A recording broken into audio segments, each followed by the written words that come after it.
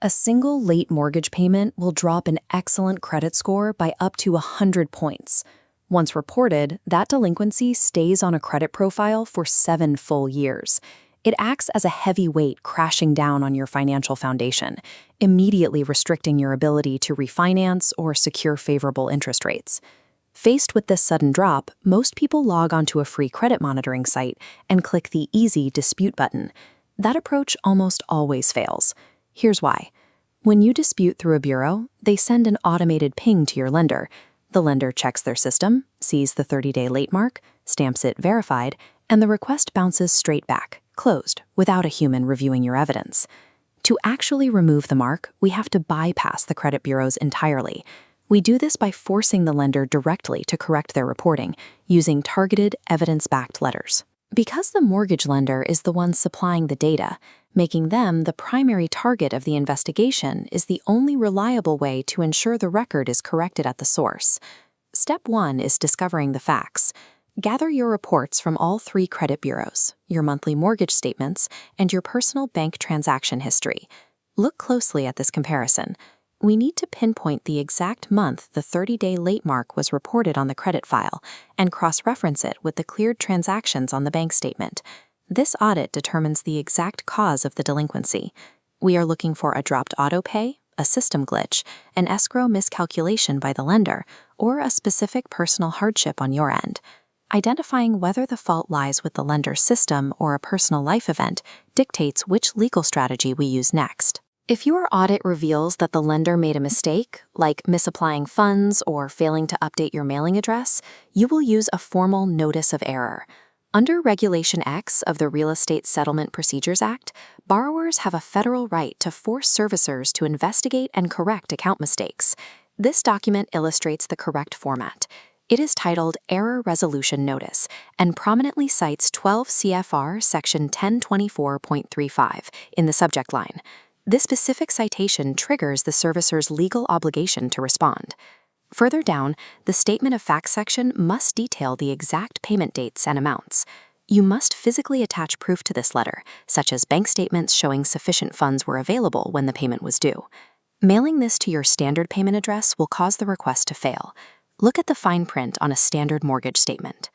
There is a dedicated address specifically for error resolution, and you must use it. Combining the specific legal citation with a designated mailing address elevates your letter from a standard customer service complaint into a regulated legal action. If the audit shows the late payment was your mistake due to a severe life event, you will take the second path and use a validated Goodwill Letter. Lenders are required to prioritize accurate reporting, which means generic apology letters claiming you simply forgot to pay are almost always rejected. To succeed, the request must be tied to a severe, verifiable hardship. This includes events like sudden hospitalizations, an unexpected job loss, or a declared natural disaster. As shown here, the package must include a polite request highlighting your history of on-time payments, physically paperclipped to hard evidence of the crisis, like medical bills or FEMA notices. Regardless of which letter you send, mail the final package via USPS certified mail. This guarantees you have a legally recognizable receipt proving the lender received your request. Providing hard, third-party verification of your hardship is the only reliable way to overcome a lender's default policy against removing accurate historical data. Once the lender receives your package, federal guidelines generally give them 30 business days to conduct their investigation and provide a response. If they ignore the letter or issue a rejection, we follow this escalation flowchart. Based on the type of letter you sent, your next move branches into one of 2 paths. If your notice of error was unfairly denied despite clear evidence of a servicer mistake, file a formal regulatory complaint directly through the Consumer Financial Protection Bureau website. If your validated Goodwill letter was rejected, bypass standard customer service entirely. Use LinkedIn or corporate directories to find the mortgage company's CEO or executive leadership team. Draft a polite, direct message summarizing your hardship and attach your proof. By sending this directly to executive profiles, you force a manual review. This escalation process pulls your dispute out of the low-level, automated rejection systems and places it directly in front of human decision-makers who have the authority to grant exceptions. A successful resolution arrives as a formal letter from your servicer. explicitly confirming that they are updating your account history with the major credit bureaus. After receiving this confirmation, monitor your credit reports for the next 30 to 60 days to verify that the delinquency has been officially retracted from all 3 files. This dashboard illustrates the result. Once the heavy drag of a mortgage delinquency is removed, your score can recover rapidly, restoring your purchasing power.